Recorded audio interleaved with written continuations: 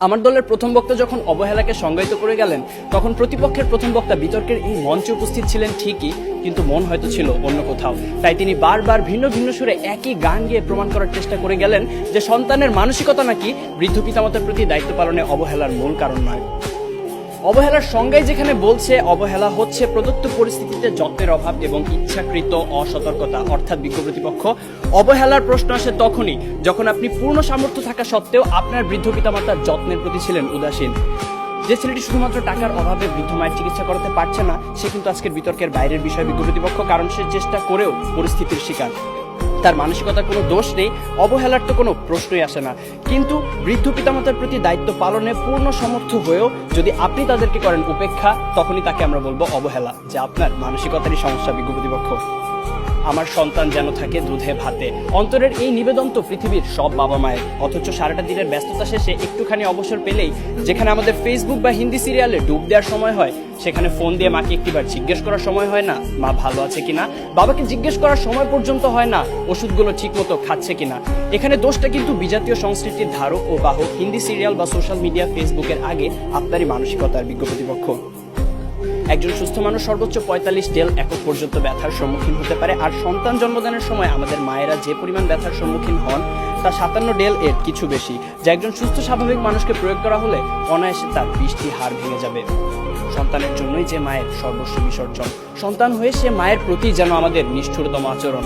আর এর পেছনে মানসিকতাই যদি দায়ী না হবে, তাহলে কেন নারায়ণগঞ্জের ফতুল্লা শাসনগাঁও এলাকায় ভরণ পোষণ থেকে বাঁচতে সন্তানদের দ্বারা বস্তাবন্দি অবস্থায় রাস্তায় ফেলে যাওয়া 80 বছর বয়সী বৃদ্ধা হাসিনা বেগম সেদিন মারা গেলেন? কেন জামির উদ্দিন শেখ নামের শতবর্ষী বাবা 5 ছেলের 4 জনের হাতেই মার খেয়ে আজ শয্যাশয়ী? তথ্যসূত্র দৈনিক প্রথম আলো, 13 জুলাই 2018। পত্রিকায় প্রকাশিত এমন হাজারো হতভাগ্য হাসিনা বেগম বা জামির উদ্দিন শেখের গল্প আপনাদের শোনাতে পারি, জীবনযুদ্ধে যারা হেরে গিয়েছিল। হ্যাঁ, বিজ্ঞ প্রতিপক্ষ, জীবনযুদ্ধে যারা হেরে গিয়েছিল সন্তানের ঘৃণ্য মানসিকতার কাছে। এরপরও কি সন্তানের সেই পচে যাওয়া মানসিকতার চেয়ে বিভিন্ন পারিপার্শ্বিকতার অজুহাতকেই বড় করে দেখবেন? প্রশ্ন রইল বিপক্ষের দ্বিতীয় বক্তার কাছে। প্রতিপক্ষের প্রথম বক্তা বলে গেলেন যে সন্তানেরা নাকি এখন সময়ই পাচ্ছে না তার বাবা মার সাথে ব্যয় করার, অর্থাৎ ব্যস্ততার কারণে তারা সময় দিতে পারছে না তাদের বাবা মাকে। আসলে সত্যি কথা বলতে জানেন কি বিজ্ঞ প্রতিপক্ষ, এই পৃথিবীতে সময়ের অভাব বলে কিছু নেই, সবকিছুই নির্ভর করে আপনার প্রাধান্যের উপর। তাই দিন শেষে আপনার প্রাধান্য যদি পিতামাতা না হয়ে হয় ডিজনি প্লাস বা নেটফ্লিক্স, মানসিকতার দিকে আঙুল তো উঠবেই। মাননীয় সভাপতি প্রতিপক্ষের প্রথম বক্তার বক্তব্য থেকে এটাই পরিষ্কার যে তারা মানসিকতা নয়, বরং সন্তানের সুশিক্ষার অভাবকেই দায়ী করে গেলেন, যার কারণে প্রভাবিত হচ্ছে মানসিকতা। মাননীয় সভাপতি, কোনো কিছুই তো আপনা আপনি দূষিত হয় না। এখন কেউ যদি ধূমপান করে বলে যে সিগারেটে থাকা নিকোটিনের কারণে তিনি ক্যান্সারে আক্রান্ত হয়েছেন, এখানে ধূমপানের কোনো দোষ নেই, তাহলে বিষয়টি কি নিতান্তই হাস্যকর নয় বিজ্ঞ প্রতিপক্ষ? তাই আজ বুঝেই হোক আর না বুঝেই হোক, আপনারা কিন্তু বৃদ্ধ পিতামাতার প্রতি দায়িত্ব পালনের অবহেলার মূল কারণ হিসেবে সেই মানসিকতাকেই দায়ী করে গেলেন। ধন্যবাদ আমাদের সাথে একমত পোষণ করার জন্য।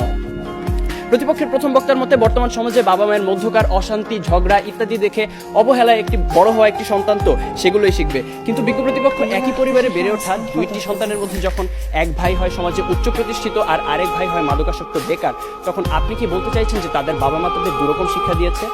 অর্থাৎ আমি এটাই বোঝাতে চাইছি যে পরিস্থিতি যেমনই হোক না কেন, ভালো মন্দের বিচার করার মানসিকতা বা বিবেক সে তো আপনারই হাতে।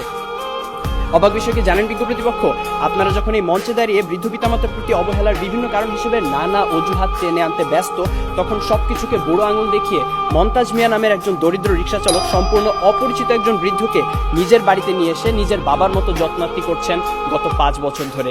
রিক্সা চালক মন্তাজ মিয়ার এই ঘটনা হানিফ সংকেতের ইত্যাদি অনুষ্ঠানে প্রচারিত হয়েছিল। যেখানে অনেক উচ্চশিক্ষিত সচ্ছল ছেলে মেয়েরা অবহেলায় নিজের পিতামাতাকে বৃদ্ধাশ্রমে পাঠিয়ে দিচ্ছে, সেখানে মন্তাজ মিয়া একজন দরিদ্র রিক্সা চালক হয়েও এমন একটি মহৎ কাজ কি করে করতে পারলেন? তার তো ছিল না অর্থবিত্ত, শিক্ষা কিংবা উচ্চ সামাজিক অবস্থান, কিন্তু তবুও তিনি তা পেরেছিলেন কারণ তার ছিল একটি উন্নত মানসিকতা, বর্তমান সময়ে যা বড়ই অপ্রতুল। শেষ করার আগে মনে করিয়ে দিতে চাই, দূরত্ব, সময়ের অভাব, কাজের চাপ, সুশিক্ষার অভাব ইত্যাদি বৃদ্ধ পিতামাতার প্রতি দায়িত্ব পালনের ক্ষেত্রে কিছু দেয়াল মাত্র, মানসিকতাকে বদলালেই যা পেরোনো সম্ভব।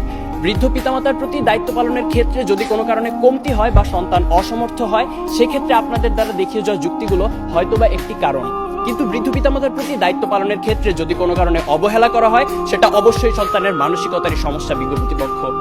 বার্ধক্য মানেই অসহায়ত্ব, একাকিত্ব, মৃত্যু ভয় আর হাজারো রোগ ব্যাধির আনাগোনা। জীবনের যে সময়টায় আমাদের সবচেয়ে ভালোবাসার মানুষ বাবা মায়ের সবচেয়ে বেশি প্রয়োজন হয় আমাদের, তখন কেন আমরা আমাদের মানসিকতাকে কবর দিয়ে দূরে ঠেলে দিব তাদের? তাই বিজ্ঞ প্রতিপক্ষ, আসুন আমরা আমাদের মানসিকতাকে বদলাই। জীবনের বিনিময় হলেও যারা সন্তানের প্রতি ভালোবাসার এতটুকু কমতি হতে দেন না, সেই সোনার পিতামাতার প্রতি গভীর শ্রদ্ধা নিবেদন করেই শেষ করছি।